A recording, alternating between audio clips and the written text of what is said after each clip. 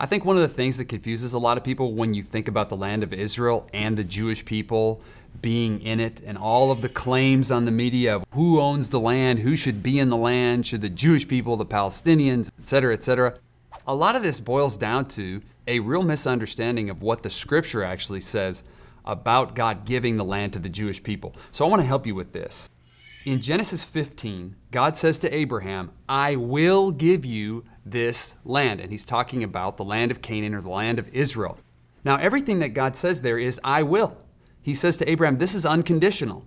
So the promise of the land of Israel is completely unconditional. It has nothing to do with what Abraham or his descendants do or do not do in that land. It's, I will do this. God is God, and he will do this. Where that changes is when Moses comes on the scene. And in Deuteronomy 4, God is instructing through Moses to the people of Israel a set of standards that they must uphold in order to possess the land.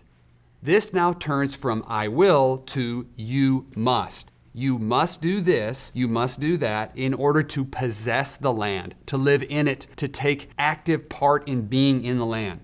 So this is why God moves the Jewish people out of the land. They fail to keep that you must end of the bargain with God, and so he takes them out of the land. And for 2,000 years, the Jewish people were not in the land of Israel because they had been living in disobedience to God.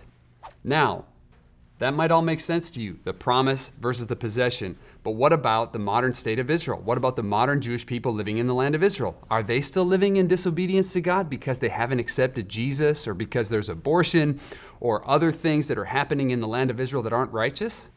I'll leave you with this. Ezekiel 36, God says that he will bring the Jewish people back to the land of Israel. But he says he will bring them back. Then he will sprinkle clean water on them and make them pure.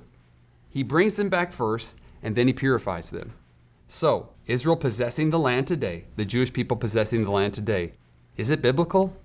Ezekiel 36 makes a pretty strong case that God did bring them back, that he's in the process of purifying them so that they can possess the land and live righteously in the promised piece of land that he gave to their ancestors.